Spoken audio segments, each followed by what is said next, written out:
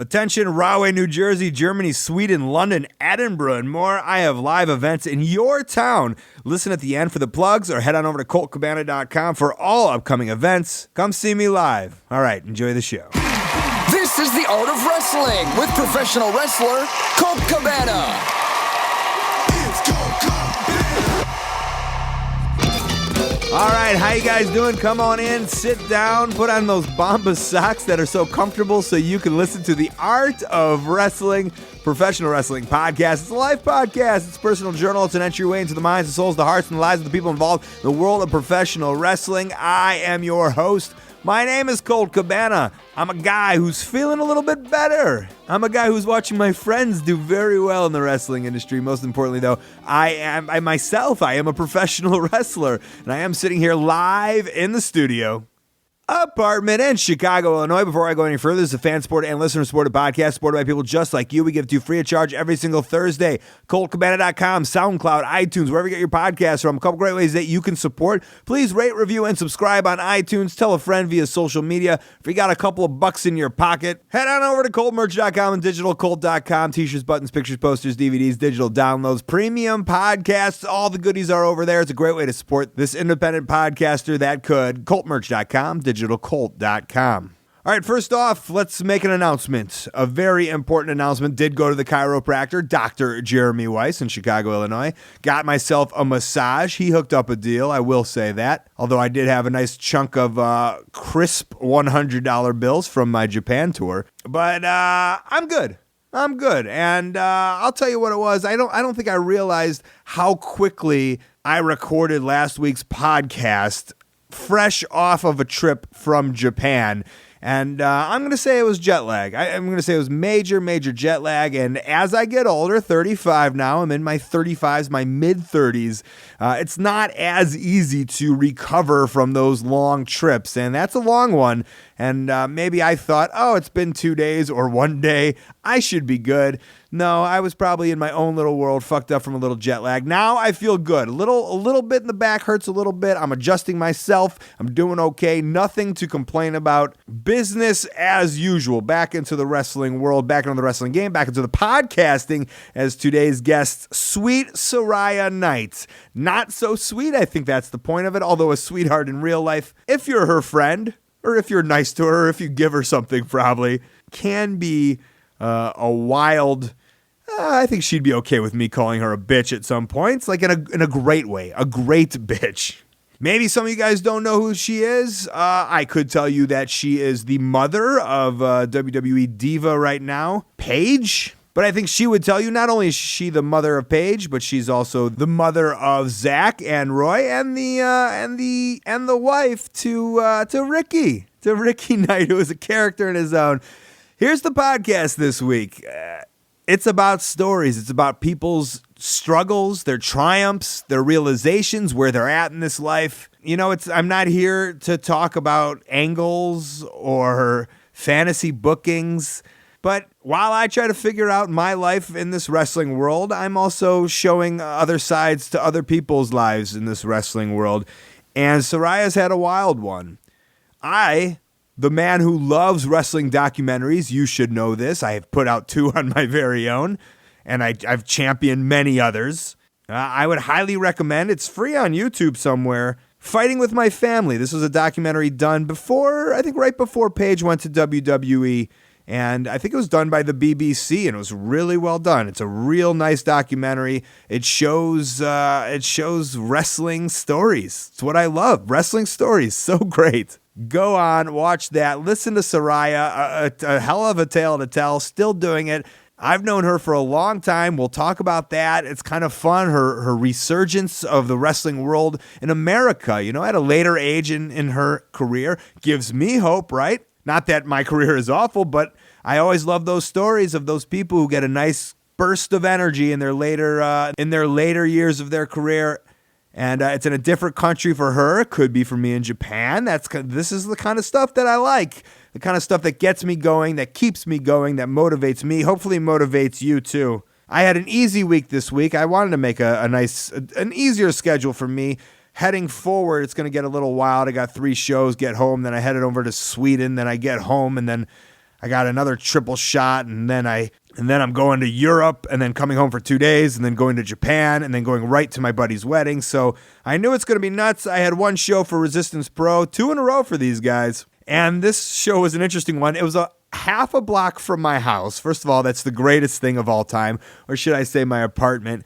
I walked there. You know, I've done shows before where I've ridden my bike in Chicago, the Park West, the Congress. This one I walked to. Not only that, I forgot something at home. I walked back home, grabbed it, came back to the building, no problem. This was an interesting show. It wasn't on my website. It was a corporate buyout. Big thanks to Katie Thompson, Zach Thompson, but a corporate buyout, which, of course, a lot of you guys know that I'm a big, giant comedy fan, and through all the years of listening to podcasts with comedians, because it's all essentially that I do, you would always hear about corporate shows and corporate gigs and how, like, they're the worst, but you do them because you get a lot of money, and you just got to suffer through them. This wasn't like this. I think in wrestling, a show's a show, and you just do it. I just got my standard wage, so it's not like I got a crazy amount of money or anything. It was suits. It was people in suits that were in town for a food convention, and this was their entertainment at night at a bar in Chicago, and we were there. I was there hosting. Matt Classic, he was a wrestling, and I love it because, you know what, there was, I think, one guy who knew I was Colt Cabana, and there was 300 adults on a vacation with free booze, and it's like, how good of a wrestler are you? Put yourself to the test. Can you get 300 adult people probably trying to have sex with each other with wrestling on in the background to care about you and or your match and or about wrestling? And that's one of the fun challenges and one of the fun experiences that I was able to have. A corporate buyout in professional wrestling. Always fun to do something a little bit different. Test yourself. See if I still got the chops. Song of the Week this week is brought to you by Bombas Socks, bombas.com/lowercase Colt. I'm wearing them right now. I wear them in the ring. I wear them all the time. This week I tweeted out a picture. I was editing my YouTube series. I had my Bombas on, tweeted it out. I want you guys to do the same thing. Tweet you wearing your Bombas socks at Bombas, at Colt Cabana. I'll favorite it. They'll favorite it. We're going to get social media with these socks. Not only are they great social media socks, but they are re-engineered athletic leisure socks. They feel great. They perform great. They are great. Not only are they great socks, but they're doing great things because when you buy a pair of socks, they give a pair of socks to somebody in need. That means you're doing a good thing. As Bobby the Brain Heenan would say, you're a great humanoid when you buy a pair of Bombas socks. 20% off your very first order because of me. No joke, you'll see me at the gimmick table. You'll see me at shows. If I'm not in my flip-flops, I will be in Bombas socks. Come say hi to me. Show me your Bombas socks. Grab a pair. Bombas.com/Colt. That's BOMBAS.com/lowercase Colt. Start wearing yourself some socks. I'll tell you what, the guest this week, Sweet Saraya, is a badass bitch, and she is not afraid to tell you. So I think we need some lady love on the show, some badass bitch lady singers. I'm talking about this girl garage punk band who sent me their music, and it's fucking badass. The Barbariettes. That's the Barbarians, but girl form. Barbariettes.bandcamp.com to go and support them. I put that on the Art of Wrestling Facebook page, but for now I want you to sit back, listen, and enjoy their song Stone Cold. Then we'll be back with Sweet Saraya Knight.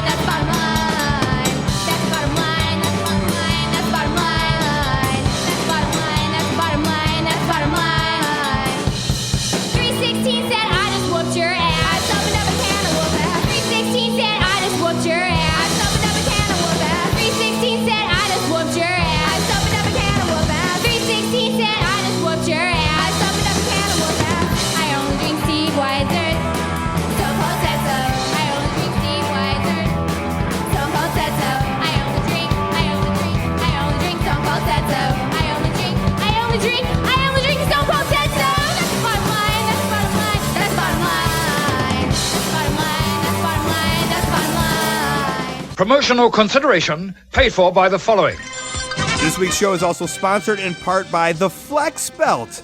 Now you can get a complete ab toning workout every day, no matter what your schedule's like. Head over to flexbelt.com/lowercase Colt and see how celebs and pro athletes use it to keep their abs fit and toned. The Flex Belt is the first ab belt cleared by the FDA for toning, firming, and strengthening the stomach muscles. Get a perfect ab workout in just 30 minutes while you're cooking, doing homework, or just lounging around, maybe on YouTube, checking out old Colt's show. You never know. Whatever you're doing, you're going to get yourself a workout. It uses electronic muscle stimulation, EMS technology to flex all the stomach muscles for you. The same technology that pro athletes have been using for decades. They're telling me, and I'm telling you, you're going to see updates in 4 to 8 weeks, and they also have a 60-day money-back guarantee. For my fans, that's you. If you want to give it a shot, get 20% off. That's a $50 savings. Go to flexbelt.com/Colt and get your abs ready for the summer or for the wrestling. You just know from being on the road how it works. Some of these girls, right? They come in here with they got 25 bags. Am I not right? Or you don't want to talk about? You don't want to slang off the girls. They just explode. Up to your mouth, ma'am. Oh. Oh, that sounded awful. A good way to start. They explode. What? Who explodes what? Like when I'm sharing rooms with the girls, I always seem to find like pairs of socks that aren't mine and underwear that's not so mine. Their bags explode. They just seems like they come into a hotel room and they put their bags down and they're just so overfilled with stuff and heels and stuff. Yeah, I did a couple documentaries, and actually, you guys, I did some documentaries because I wanted to let the fans know of the life of the traveling indie wrestler. Oh God, yeah, right. It's a gypsy life, isn't it? Well, you guys also did one on yours, but I think it'd be fascinating to just do like these Shimmer weekends are never really documented. Just all the women, because it's got to be so different. You can't let people into our world. Is that Shimmer weekends, they're like, that's why all the girls get sick after Shimmer weekend because it's party weekend as well. You work hard and you play hard. Sure, but I don't even know if I'm talking about. I'm just talking about the idea of all these suitcases of like almost and like the glamorous life. Because as much as all the ladies are amazing wrestlers, yeah, they I feel their diva budget's a little higher than the boys are. Yeah, I mean, first thing I do when I go into a hotel room is I get my wash stuff out, get my bath stuff out, and then just like day by day get the clothes out that I need. Whereas the girls will come in and they've got like 9 pairs of shoes. They've got like ball gowns and dresses and long skirts and maxi dresses and like a case that's just makeup. Yeah. I mean, I'm such a bloke. I've got my Doc Marten boots that I wear everywhere. The only other boots that I've got in my bag are my work boots. I was going to say, do you consider yourself kind of on the dude side of? I am totally on the dude side. As long as I've got stuff to wash, that's it. As long as I got my wash stuff and I've got clean underwear, I can do this. Even so. I'm just not diva. I'm just not one of the. I'm not Botox and boobs and shit. the 2 B's of being a diva. I know. I just when they start talking about it, it's like I've just turned retarded for a bit. Is that a thing that's discussed? Like, hey, who's getting Botox? Acid peels and Botox and oh God, you don't want to be in the world of girls. I want to know. I don't want to be in it, but I want to know about it. No, it's crazy. It is crazy. I mean, I am a bit of a bloke, so the other day there was a couple of the girls had to go into Victoria's Secrets, and I was with Blitz, the photographer, and as the girls walked in, we took a step backwards, but it was together and it was synchronized. And we both looked at each other and I went, "Not you're seeing her." He went, No. So we've literally just gone around the corner and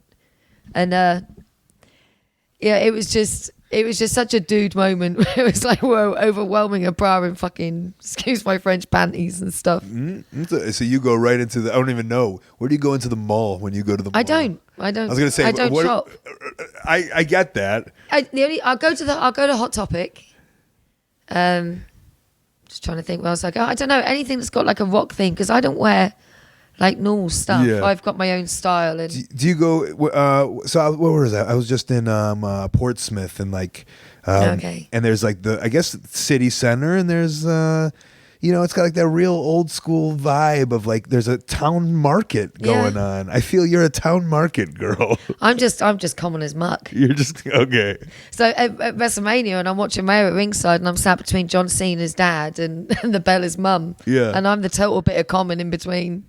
And I'm like freaking out and like, oh my God. You're not like it's a funny situation, but I feel you're not the only one. Like I think Mrs. Dad is a good example of just like I don't know if you've seen him, like a little going to the right or going to the left. I bet you and Mrs. Dad. Did you guys hang out? No, we didn't. No, we didn't. You should have made quick friends. I feel. No, I've got. I just don't know. It's Saraya's world, isn't it? It's just a crazy world. Did the other fam make it over to America? No, just little old me. Has Rowdy Ricky made it over to America yet? Has he ever come to America? No. He was meant to do some stuff over years ago, but it just. What was he meant to do? I'm intrigued. Right, I know that he was meant to do Smoky Mountain, and then he was meant to do AAA. Wow, he would have fit in. Great. I don't know about AAA. Not about AAA. I don't know about AAA. I don't know about them. So can we paint a picture of your husband for those who don't know? Oh, bless him. Oh my, yeah, the love of my life. I'd have him on the podcast, but nobody would understand a word. No, yeah, he's got the deepest gravelly voice you'd ever wish to imagine, and he's colourful when he's in extrovert mood, but he is. I don't know. I'm the crazy one, and he's the quiet one. He's large, about just under 6 foot. But I don't know. He's got a heart of gold. He's like what kind of person would he be described as? I guess.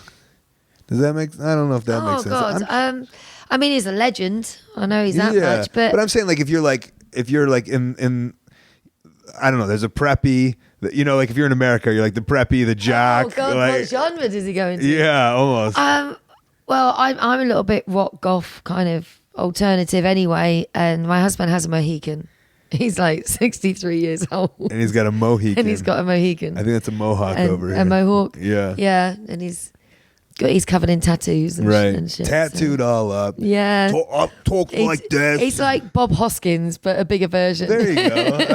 I like it. Oh, that would have been great to see him in Smoky Mountain. Did he have a contact, do you know? Or I wonder... I don't know. They contacted him, but it just fell through. Because that's a thing too, and it's nice for you to come over here, and because I think I was talking about this while I was over in the UK. It's like a lot of Americans come over, and I'm sure at that time they were, he probably made friends while he was doing the camps, and Americans coming over, and that's probably where people are like, hey, we should get Ricky Knight. This guy's a crazy tatted up dude. He'd be perfect in Smoky You should ask Mountain. Daniel Bryan about stories about my husband.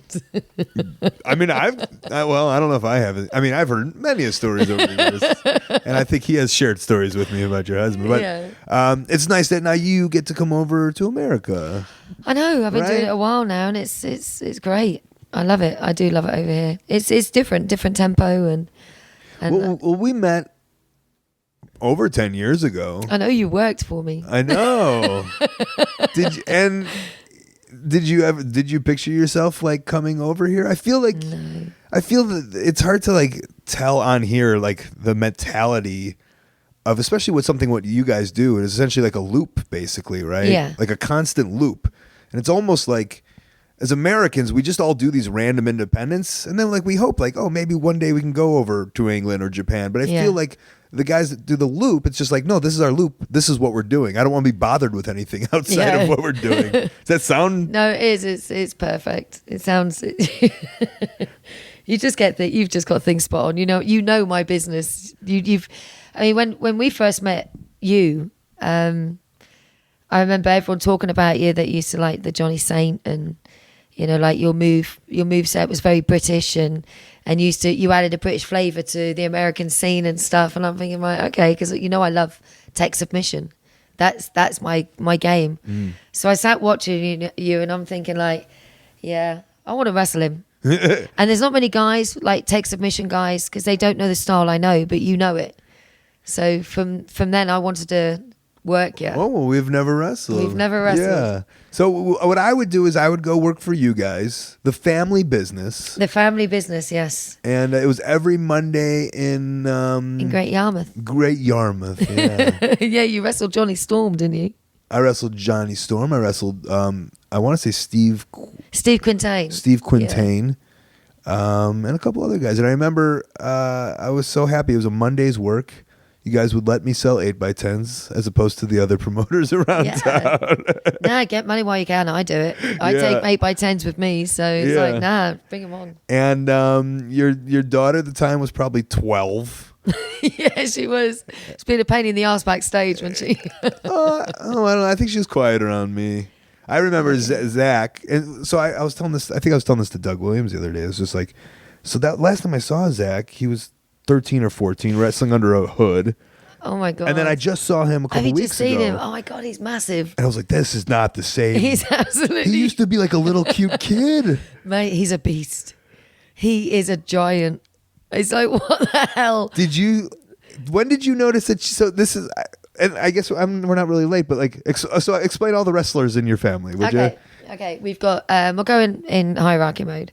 We've got Ricky, who's the patriarch, and his style was, he was an entertainer. He used to entertain the crowd and that sort of stuff, but he's retired. So he was very verbal, very good at promos and acting and stuff. Then there's me. Well, everyone knows about me. And then there was Nikki, that's now retired, and she was wrestling. She's been within the business about 26 years. But who's Nikki? Nikki is the eldest daughter. Ricky's daughter. Yeah. Okay. So, but she's retired. Not your daughter. She is my daughter, but through marriage. Okay, I don't want to be controversial here, but no, I don't like the word step because it makes them different. They're all my kids. Gotcha. So I got like Nikki. She was brawler style. Then there's Roy that does everything. Zebra Kid, formerly known as Zebra Kid. No longer. Hooligan Bud. You know his name. I know, and now it's Roy Knight, Hooligan Roy Knight. Then there's Zach. No, then there's Asa. Yeah, Asa is a son that's not really in the limelight. He used to referee, but he has like issues in crowds and stuff. He has mental issues. Okay. So he can't. He doesn't do it. He keeps out the limelight. Then there's Zach, who is the beast, but he's also a high flyer. Yeah. He does the best moonsault I've ever seen for a guy so big and so tall. And he's what, 24 now? 23. 23. And then there's Saraya, who's the youngest. That's Paige in WE. So she's 22. Wow. I know. So when you guys put on a show, how does it work? I mean, everyone's pitching in. Everyone just mucks in. It's a family business. Yeah. I mean, everyone's got their jobs. They do what they're good at, and it's become routine now. So you don't even need to ask what needs doing. Everyone just falls into their relative jobs and just does it. It's just seamless. Has anyone tried? So I guess I was gonna say, has anyone tried to get out? But who is the one that doesn't like it? What was his name? The referee. Asa. Asa. I guess it's weird. I don't have a relationship with Asa. Yeah, but you won't see Asa because Asa is sick. Okay. So He stays at the home or a different home? Yeah, a different home. Okay. All right. No, he has to be looked after, bless him. So we go up there and take him stuff. And does he like wrestling? He loves wrestling, but he didn't like doing it. He tried it, sure. And he just didn't like doing it. Well, then when you visit him and stuff, do you just bring him all wrestling? Well, no, because it's all about sweets and cakes and and candy and bottles of drink and cigarettes and tobacco and I don't know. Saraya was the one actually that didn't want to do it. Okay. The youngest. She didn't want to do it. No, she wanted to be a zoologist. She didn't want to wrestle. And what happened? She got coaxed in? Yeah, her dad threw her in the deep end. It was like, well, one of the girls ain't turned up. We need you. She got, but I don't want to. And what age was this? 13. Yeah. So when I guess when I was there, she might have or hadn't. I don't know. Yeah, she just. Well, she used to play with Zach all the time in the ring. I mean, there's only like a year between them. So, like growing up at 3 and 2 year old, they were diving off the top rope onto each other. So, she's grown up around it. So her training really has been her life. Yeah. So when she's like not even into it, and they're like, "Come on, get in there." Go on, get in, and she just naturally just got in there and beat the crap out of everyone that came near her. And had a match. She just went nuts and had a match and just done it. And it's like, okay. She came out, I loved it. Oh my God, I loved it.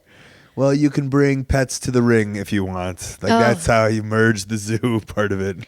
Yeah, it was just crazy. How quickly did zoology leave the? Very quickly that night. I thought actually it might have been. We went and done this holiday camp, and it was a football team kind of thing. All these local football teams or whatever were all collected together for this tournament, and they were all Saraya's age. Well, she came out and wrestled me. You know, like she got so much heat. She went, "I love my job." Okay. Yeah, she got heat, or did they all fall in love? All completely fell in love. Okay. She loved it. She loved the attention. Right. She was then hooked when she realized, like, oh my God. I have power. Wrestling is power. It is. And when you look like she does, and she's got the world at her fingertips, and she really. But they all have. They're like both Roy and Zach as a tag team are just, you know, it's even. I know that I'm going to be classed as biased because it's like Proud Mama and all this sort of stuff, but they're bloody good. Yeah, no, they really are good. I mean, I think they've had, and I noticed maybe it was when that the documentary came out about you guys. What was that on BBC or? It was Channel 4. Channel 4. What does that mean? ITV, BBC, just I think regular. it's part of ITV. Okay. But I noticed the look, and I think I'd seen a little bit before because I'd seen it on his Facebook done a lot and for us stuff. as a family. That did. I mean, obviously, it gave fans background to Paige's story of how she got there. So it makes her human. So it helped her career. You know, made her a Cinderella, didn't it? But the rest of us, because everybody used to think that we were horrible gypsy folk that used to beat people up, and we weren't nice people and you cross us all. Well, yeah, you got it right, but not to the extremes that you're saying it. You know, we've got very strong family morals and values, and I don't know, you piss on one, you piss on us all, but isn't that anybody's family? Sure. thing? But because all of us were in the wrestling business, we all got this reputation of just being bad guys. And when the documentary came out, it made us human. And it made people realise that the rumours and the stuff about us wasn't true, and it made us, accessible. Do you think going into that, whoever the production company was, knew of those rumors, or just liked the story that there was a family there? No, it was actually a guy that was a huge fan of my husband that was in TV, and he wrote to my husband and said, "Look, I'm a huge mark for you, and my parents live in Norfolk, and I'm coming to visit them. Is there any chance I can come and talk to you about maybe doing a documentary on you?"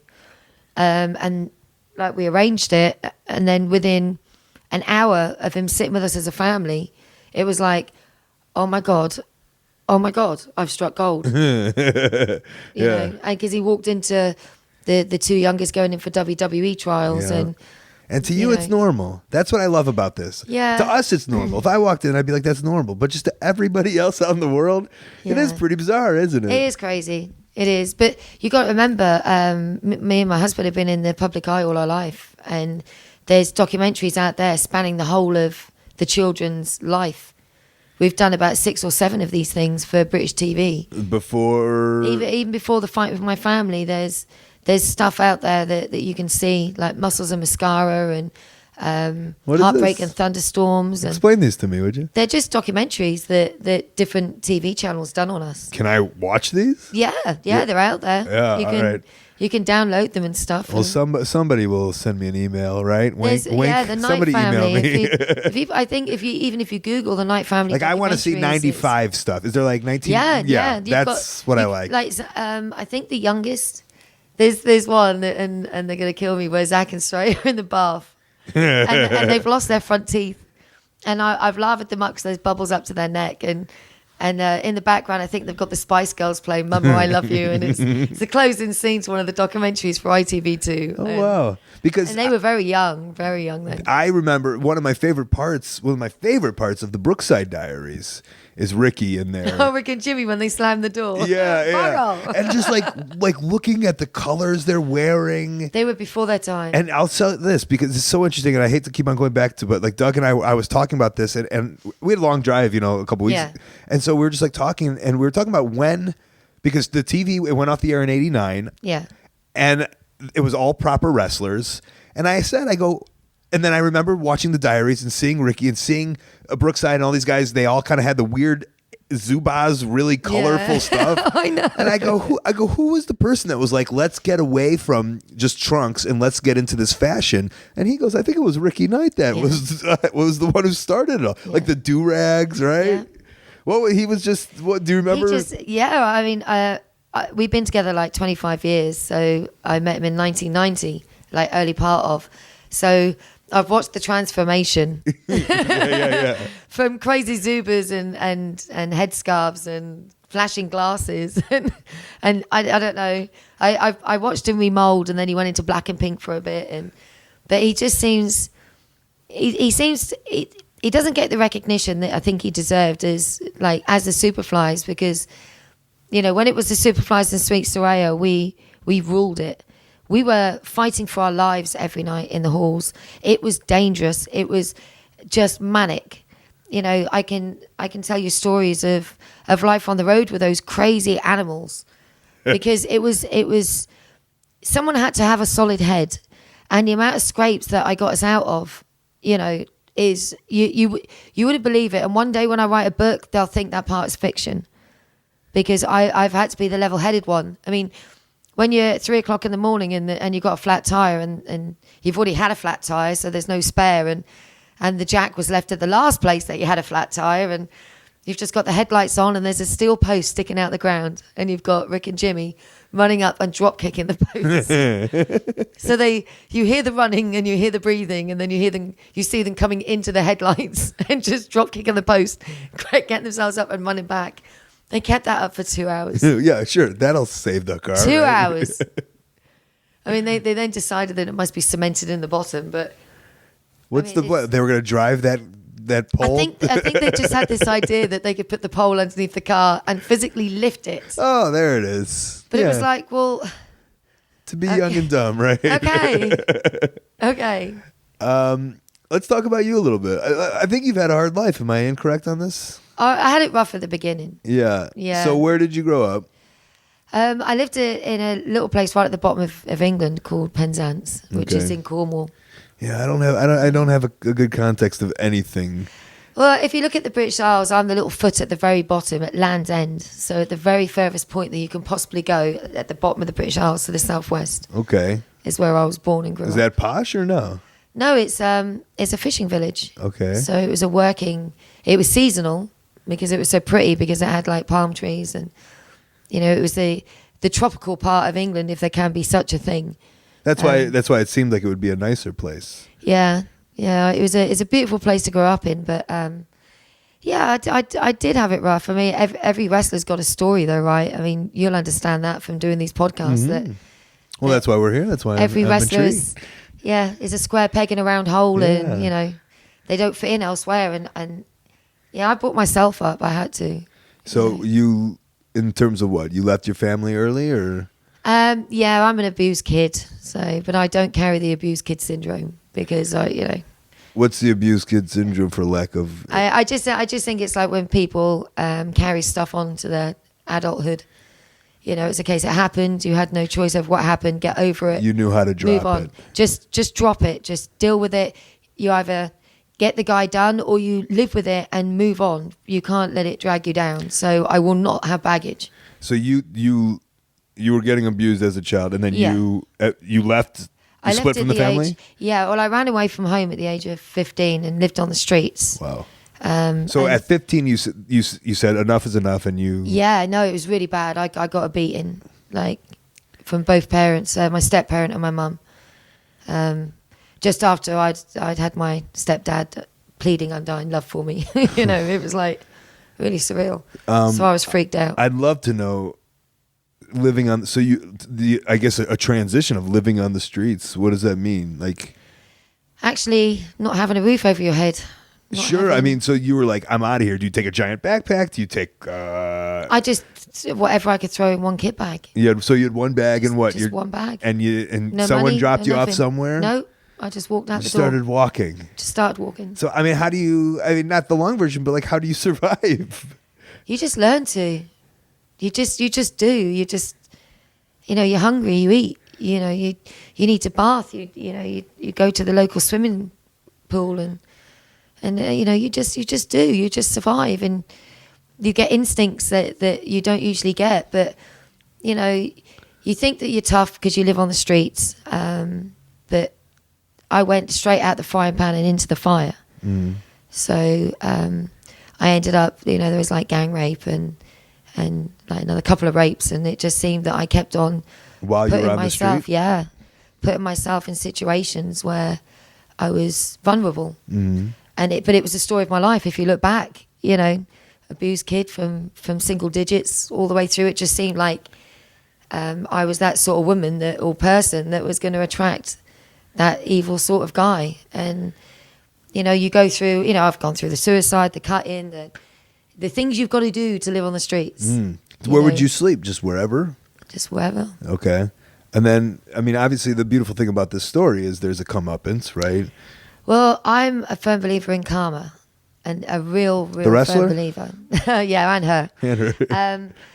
But I'm glad that all my bad shit happened when I was a kid, because my adult shit that, you know, that I've had to transition so many times to survive in the world that I'm in now. And I just think being me now is great. I love being me, but I had to go through what I had to go through as a young kid to get to this stage I am now. But this is my karma for the brutality that I went through. This is me telling me, look, you know, we just got rid of all the bad shit in the beginning.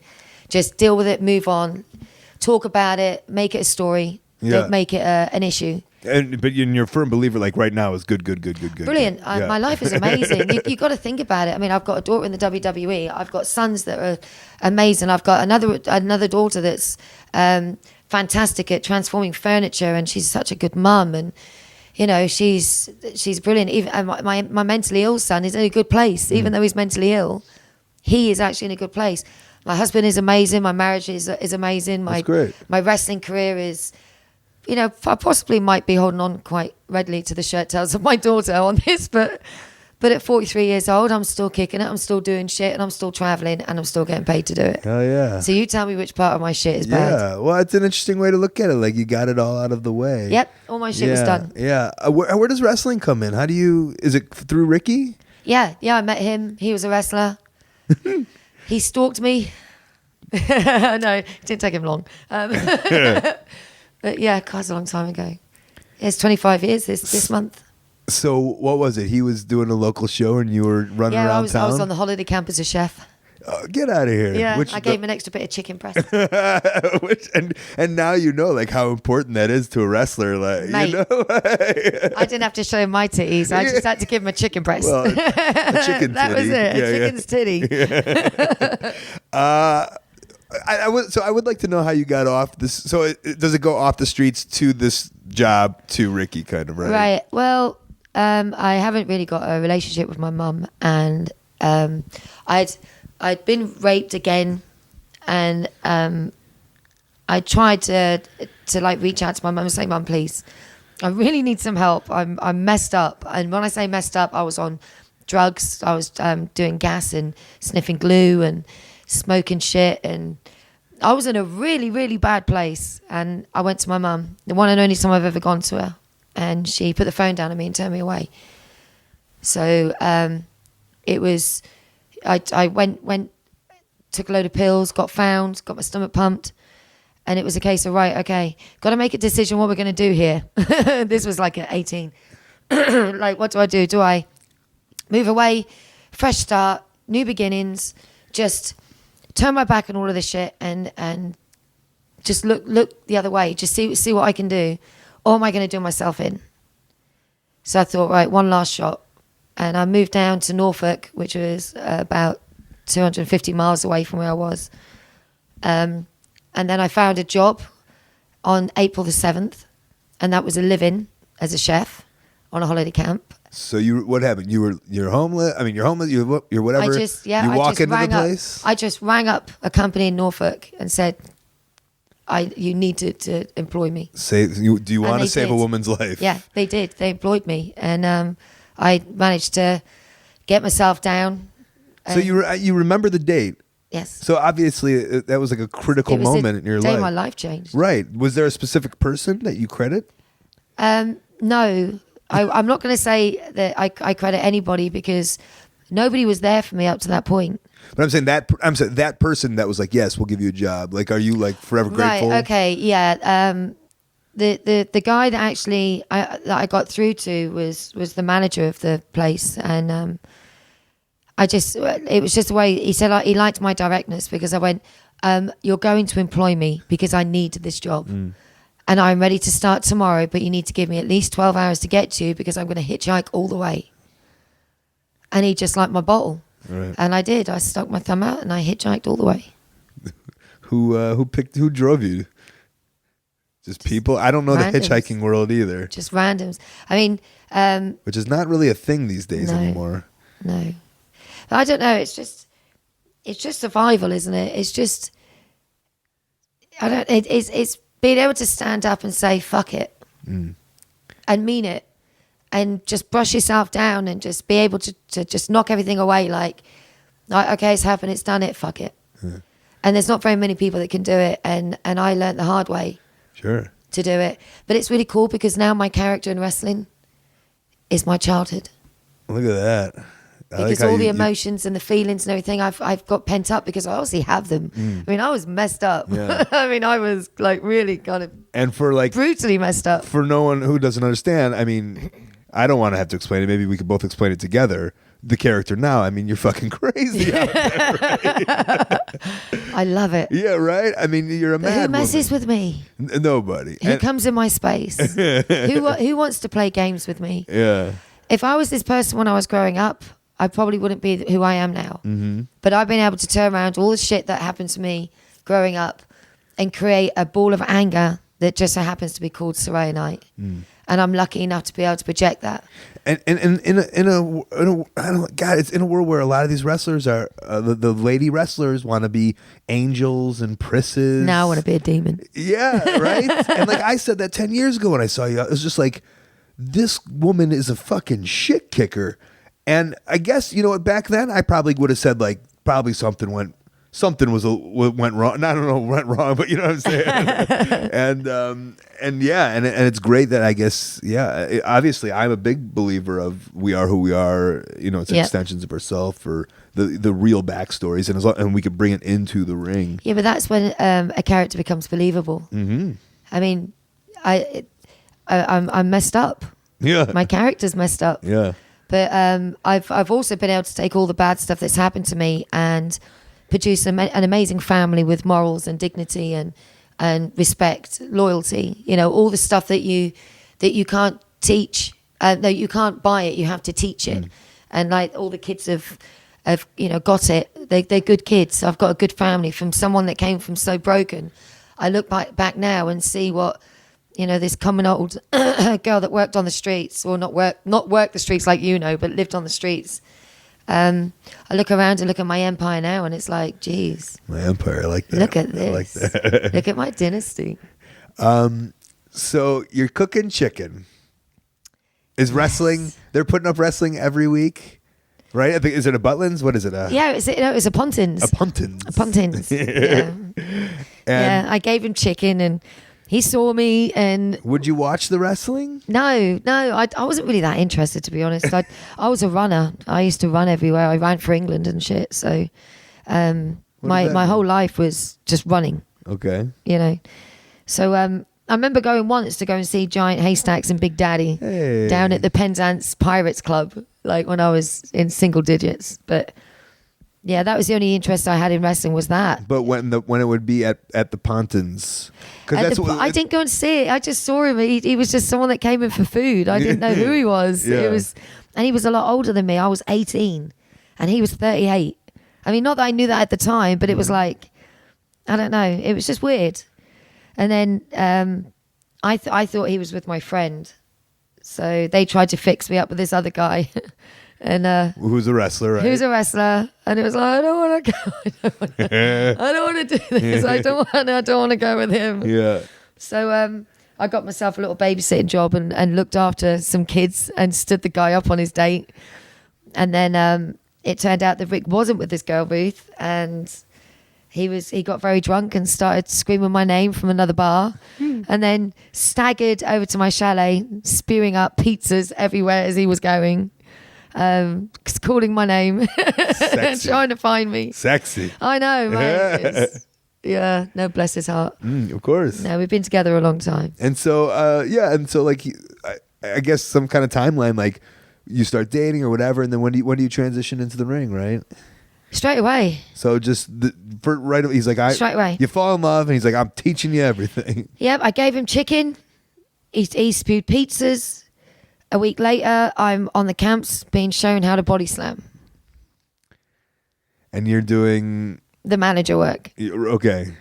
Straight away. When did you start wrestling? They taught me to wrestle from the very first camp.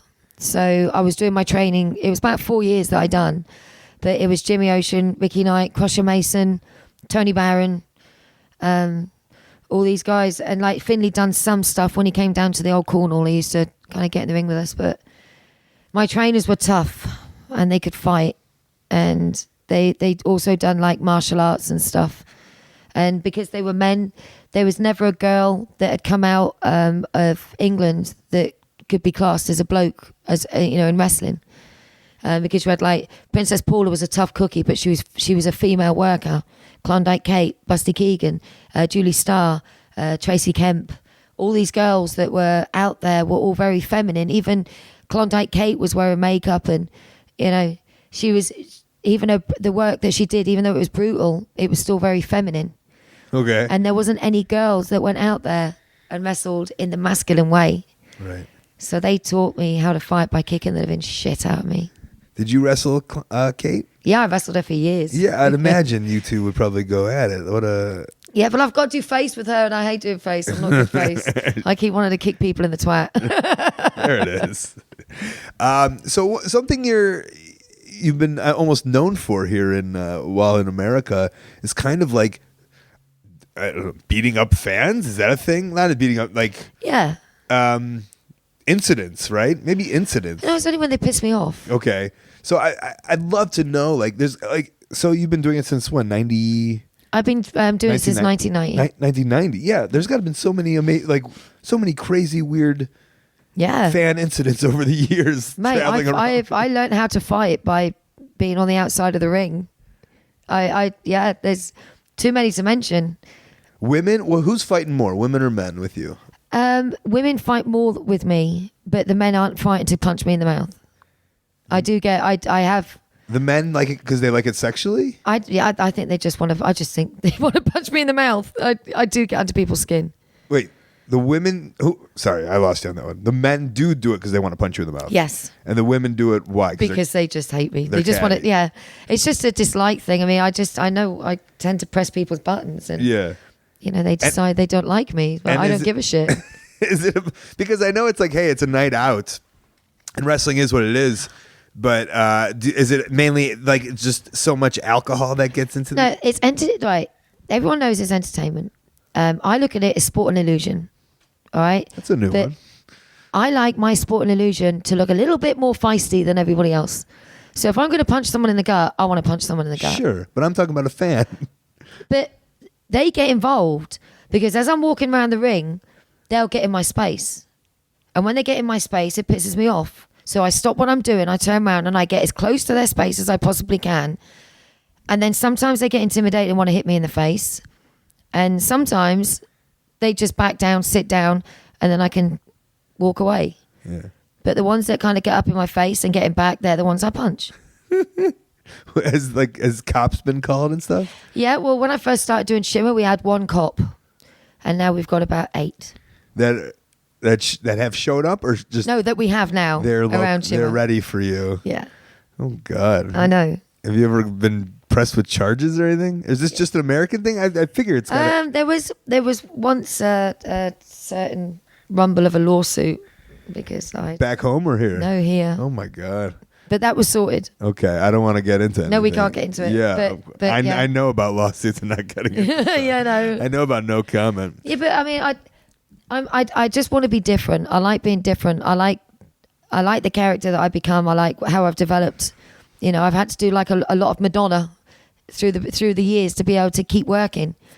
So to be able I think to, I know what that means, but I'd love to hear you. oh, pull a Madonna. Where I mean, look at her now. She's still Always flipping, cracking changing, shit huh? out. Yeah, the girl's moving with the times, and Right. you know, she keeps shaking her shit up, and she's had a hit in every decade. I mean, I'm not a Madonna fan, but I mean, the bird knows how to work it. Explain your different Madonnas. I'm like the rock goth Madonna. But so you're saying it's changed over the years? I guess with the times, though, you have. Yeah, to. but you had the Like a Virgin shit where she was all flipping lace and bows and pretty stuff, and you got the Material Girl stuff where she sleeks herself down. I don't even know most of her songs. Like a prayer. Yeah, I mean, I don't know. It's everything was shock treatment with her, but then like Frozen, I think she had the long black hair, so she keeps transforming That herself. was a Disney movie. I know that was a Disney, but Oh. I know that.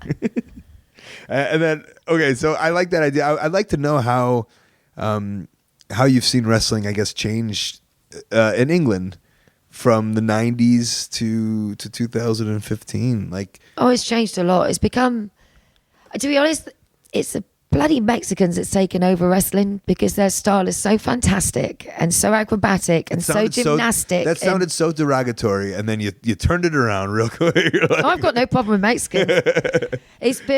But their style, because like you watch them and they glide and they're graceful and the stuff that they do is just mind blowing. I mean, look at Lucha Underground. I love that stuff. And AAA, like over there, it's the guys are mind blowing. But what they've done is they've bastardized wrestling as we know it, because all the kids look at that and see how cool it is and want to do it and incorporate it into the older British, the older style that was here. So that, we've now got this brand new version of wrestling that now is 3/4 lucha and only 1/4 actual working and technique.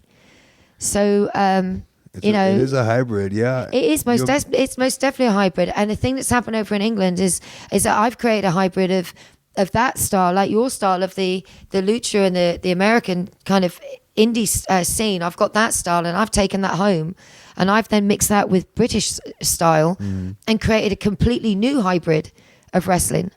So it's I think it's an amazing amazing thing. It is interesting how you said that. I'd like to know where you see it, like where, and this is such a cheesy question, but like where do you see it going in 50? So if it's 75% lucha now and like 15%, I'm the worst look at you, mathematician. 25% old British. Like, is it gonna be like 95.5 soon? No, don't know. What's going to happen is it goes full circle. Everyone has an idea of what they want to see. And the 18 to 30s bracket, which like the indie scene, tend to grow up, and then the next 18 to 30 bracket comes in. But there's always a couple of years of treading water while that happens. So the other, like the family run shows, can kind of get their look in. So it just depends what the crowd want at the time to what is surviving. And I think that it needs to go back full circle, because how many other ways are you going to get to kill yourself before you realize that wrestling is a short arm combat sport, and you don't have to work to the left.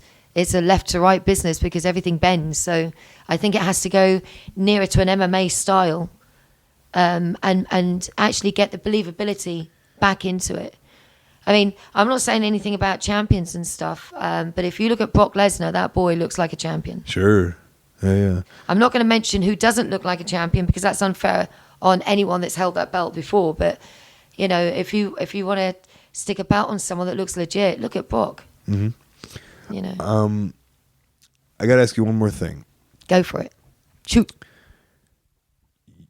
You were around, because I think Ricky was a road warrior. Were you around for the tribute shows? Oh God, yes, I was. Someone just recently sent me a poster, and I've known about these things for years, but He done Animal. Sorry, John Laurinaitis. Oh, nah. That's his brother in it. But yeah, there was a time where, and I just watched this a new documentary that came out. I think it's called Two Falls to a Finish. Okay. And have you seen? I guess I excuse myself if I said it wrong, but it's really fun. It talks about the narration of basically the timeline, and at a time where it all kind of went down and American was taking over, American wrestling was taking over British Yeah. wrestling scene. So then all of a sudden, they started doing tribute shows, which basically had The Rock. Yes, and Kane mate. And There DX. was like Undertaker, Doink the Clown, Hawk and Animal. Did you were you Sensational Sherry at any Was time? I hell? What? No, I was No, not. you did not. No. Were you Miss Elizabeth? No, I was none of them. I didn't do anything. I was like, no. You stood your ground. You knew. It was, No, I didn't do that. But you saw guys doing it. No, yeah, they did, but They probably made a shitload of money too. they did. I know my husband was killing it. Yeah, He really was. But no, what was happening was those tours, he would be away for 2 or 3 months at a time, and it was good money, and you got a proportion of photographs. The money that they made from that as well, so it was a good killing, you know. And what I would do is I would run the business and the training schools and the shows, and I would run them. Rick would kind of like direct me by telephone what he wanted, and I would kind of do it and get it all run for him while he went out and worked. He never called you and was like, "There's a role for Sapphire, and you could be." I would rather. Did you ever get a call asking though? No. No pitch for it. No. You knew it wasn't. There is absolutely. I mean, I couldn't do it. It was bad enough because, like, when I first came in the business, I like loved Sherry, loved Elizabeth, and loved Luna Vachon. So created this hybrid. Oh, you would have been a great Luna Vachon. Oh, and you I remember got... wrestling her. It was like, my God, this is so crazy that I snipped a little bit of you into the Saraya Knight character, and because that's how it started was with those three. Yeah, I didn't even think about how much of an influence she probably had on you. All three of them did. Yeah, they were big, dominant female wrestlers in their own quarter. No, not Elizabeth. She was the baby face. Yeah, I guess, huh? She was. I mean, she could tell more. She could tell more in a story with a look than a lot of people can do in movement. And when you've got that, then you know she was good at her job. It doesn't matter what anybody thinks of her now. I mean, the girl's dead. You know. There's shit anyone can do about it now, but you know everyone's got their points of view on the girl. But to me, when I first come in the job, she was an influence. Oh, I don't think anyone's shit talking Miss Elizabeth. They are do. they? Do they? Yeah, of course they do. Not me. Yeah, That's but Miss Elizabeth. I won't because it's like she was part of the Saraya character. Because I used to go out in the gold lame dresses, and then I used to like take my heels off and smash them into people's skulls. I love it. Okay, and then who's the biggest person you've ever beat up? Probably. Do you think you've like beaten up like a musclehead 400-pound dude or something? Are you talking like legit or in the ring? Who's the biggest in the ring? I'd like to know legit, maybe. You have a legit story? Well, I'm not a fighter, but I Bullshit. I do. Come on. No, no, I can't say it because it doesn't matter which way I say it. It's going to sound like I'm fucking bragging and shit like bragging. that. And it's like, oh yeah, but it is. You know, yeah, I took down this guy and it was like this. And Yeah, but I'm asking for the biggest one. No, I stand up for myself. I suppose I'm dangerous in a way that if I don't get paid my money, I will kill you. And I've taken promoters hostage. I've broken into their rooms and smashed them with table legs, and I've done shit like that. And that's not something to be proud of. But when you're away from your family and you know you've been away for 2 or 3 days and it's been a shit tour, and you go out and you do the job and you have a shit match, and then you realize that you're not going to get paid for it. That's not happening. It easily boils up with you. Yeah. Yeah. Well, I'm not going to move. I'm not going to like go away from my family and go home empty-handed. Right. It's like you want me, you get me, but you get me warts and all. Yeah. And there's been a few times where I've not been paid my money, where people have paid in kind. I had a hotel manager once pay me my money because I took 2 guys hostage, and I'm banned from Germany. Wow. Well, I love and appreciate your toughness. I'm a pussycat, really. And gorgeous, yes, and it's sweetheart and gorgeous and you're everything. Man, I've always said that about you. How just Me and you need to wrestle, babe. Yeah, I think we should have a match. We need to wrestle. Yes, and well, actually, Zach invited me to come to be a WAW superstar. Well, then why don't you? So why I should. I told him I want to go because when do you guys run now? All the time. Do you still run every Mondays week. or no? Yeah, every week. See, I would like to maybe do a little. We do everything. We got. Oh, you never guess. Oh, well, you never guess what I've gone and done. Me and my husband went for something to eat on the Wednesday before I flew over here, and it's like, Come on, babe, what's your fancy? Oh, I'll have a bacon butty. Well, there's a food truck about 2 minutes away from our office. So I've gone there and I've ordered these bacon butties, and he's gone like, oh, here you go. Would you like to buy my food truck? Like, pardon? Yeah, I've got 4 and I can only manage 3. So do you want to buy this one? Okay. I'll have 2 bacon butties and a food truck. And a food truck. So I've now gone and bought myself a food truck. So Fuck it. yeah. Hey, you put it right outside the wrestling show, right? Yeah. You're double dipping. I double, triple. I do all the merchandise. I do everything, mate. I flipping make sure. Wow. Do you want to promote your food truck, or does that? I don't even know what to call it at the moment. I was thinking of calling it Saraya's, but I just don't know. All right. I don't know. Well, fuck it. I'm open to suggestions, I suppose. There's something about buddies. My husband's mate said that you should call it Saraya's Baps, which is another word for tits. So, and I was I'm not going to call my food truck Saraya's Baps. It's just not happening. Sounds good to me. I'm sure it does. Cool. Let's plug some stuff up, huh? Yeah. I'd like to plug my sons, the UK Hooligans, War and Zach Knight. Follow them on Twitter. Obviously, everybody knows about Paige, so she gets enough plugs. All right. She gets enough shit. WAWUK.com is the website. We've got training schools, which are they're amazing because I do them. So I am trainer, and I take no shit. Oh wow. So if you want to come and be one of my Jedis. What else do we do? Oh God, we got shows all over the place. But if you go to www.bellatrix-tv.com. There you go. What is that? And that's our TV station. Oh. And it's got all like the TV shows and everything that we did. It's really cool. Very cool. And it gets updated regularly. Are you on Twitter and stuff? Yes, Saraya Knight. At Saraya Knight. That's easy. It's easy. Anything else you play on? Facebook is my personal, so stay away from Facebook. You know, I've got about like so many thousand friend requests, but I keep Facebook very personal. Instagram, Saraya Knight. Perfect. Yeah, I don't mind that. So yeah. Cool. Twitter and Instagram. Yeah. Am I missing anything? Are we good? I think we're good. Shimmer Wrestling, right? Shimmer Wrestling this weekend. They've been, well, I don't think it's going to come out this weekend, but they've been bringing you over for a couple of years now. So it's more than that. Let's promote shimmerwrestling.com. Yes, Shimmer Wrestling. It's it gave me a new lease on life, and really, it obviously shot Saraya into America before she'd done WWE. So he brought it was me you guys over as a tag team. Yeah. So and we had Rebecca Knox as well as a manager, so it was like real cool. It's really good fun. And I was a bit worried that he might want to drop me after Saraya got signed, but no, he put the title on me. You're the star. It's like, oh my God, here we go. You're the star. Awesome. Well, I appreciate you coming on. Yeah, no, to be honest, I've loved it. And I did say, I think I saw you 2 years ago at WrestleCon, and you were at the CCW table on the opposite side. Mm-hmm. And it was like, you need to do a podcast. I said, I will. It'll be taken like 2 years. Took you 2 years. 2 years. Glad we did it. I know, but it's been fun.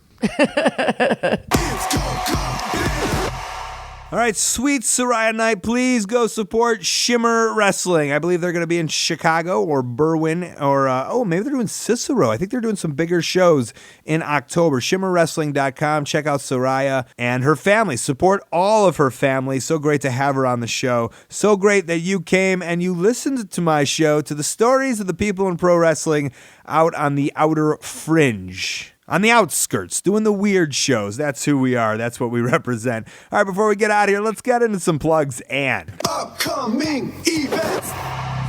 All right, the best way that you can support ColtMerch.com, DigitalColt.com. I am on Twitter and Instagram at Colt Cabana. I got a Facebook /AOW podcast. I've been putting the music on there and some of the clips on there. Hold me to it. I want to stay interactive with you guys. Also, Facebook /Colt Cabana. ColtWrestling@gmail.com is my very public email. Maybe you want to put me on your upcoming show or convention. CutMyPromo.com. This week was with Zach Thompson. Find out why he loves John Lutz. And ColtCabana.com is where I get my P.O. box. I've gotten a lot of fun stuff lately. lately. Thanks for sending that stuff. Upcoming, Friday, May 22nd, Valparaiso, Indiana, Smash Mouth Pro Wrestling. Saturday, May 23rd, and Saturday, June 6th, Rahway, New Jersey, Pro Wrestling Syndicate.com. Sunday, May 24th, Kenosha, Wisconsin, SSWOnline.com. Saturday, May 30th, Marmo, Sweden, WrestlingPalisade.se. Sunday, June 7th, Port Reading, New Jersey, also for ProWrestlingSyndicate.com. Friday, June 12th, Munich, Germany, WXW-Wrestling.com. Saturday, June 13th, Bremen, Germany, EPW-Catch-Cup.com. Sunday, June 14th, London, England, York Hall, Bethnal Green. Colt Cabana tags with Matt Classic in a first. I think you gotta be there to believe it. RevolutionProWrestling.com. Friday, June 19th, Tokyo, Japan, Noah.co.jp. The 25th and 26th of July, Legend Valley near Columbus, Ohio, Gathering of the Juggalos. And August 7th through 31st, I will be in Edinburgh, Scotland. TheStand.co.uk is the show I'm doing every night with Brendan Burns at 11 o'clock. I'm also wrestling for ICW. I'm also doing a live podcast every single Sunday. InsaneWrestling.co.uk. Take a vacation up to the Fringe. Have yourself a holiday. That's the show, guys. Thank you to you at home for listening every single week. Thanks to Saraya Knight. Thanks to Gabriel Guy Jeff and Stu Stone, Kid Russell, and Matt Jenkins on the music. Thanks to Dane Miller with some tech. How about those sponsors? HighSpots.com. Hundreds of full-length titles available to download, plus AMA knee pads, gear, wrestling ring, freight train documentary. There's a new DVD that Kurt Hawkins was responsible for. Developmentally speaking, myself, Chris Hero, Hawkins, and Tommaso, we talk about our days in the developmental world. OneHourTees.com, they help run ProWrestlingTees.com. That's where you can support your favorite indie wrestler. I just read an interview in Rolling Stone today with the Young Bucks and how important Pro Wrestling Tees is to them, to the scene, and to all of us. TweetAudio.com/Colt, the earbuds that I use, get over 30% off and free shipping just because you listen to the show. I've been mixing egg whites, protein powder, and bananas and making protein pancakes. Do you even care? You don't care. Fuck. I gotta tell somebody. Somebody who will listen to me. I'm in a CM Punk comic book. I went to Challengers the other day and I looked at it. About 5 months ago, he asked me what my backyard wrestling name was, and I said it was Colt McCullough. I had to change it because it sounded too much like Coca-Cola. Next thing you know, I'm in a comic book and I got a baseball card that says Colt McCullough. On top of that, I'm missing an arm. He Jim Abbotted me. I said, "You Jim Abbott me?" He goes, "You know I did." Got Jim Abbotted. That's all right. I'll allow it. Also, I'm on a Drax cover, and Pat Buck pointed out that I have ears of a something. I didn't even know what a Drax was. There's got to be podcasts about Drax, right? I mean, that's a thing that people like. I once wrestled for a guy named Jeff Draxler. He owes me trans, $50. Me, Punk, and Prazak. $50, Jeff Draxler. Jeff Draxler. We want our money. I'm out of here. This has been The Art of Wrestling. For Colt Cabana, I'm Colt Cabana. Thanks.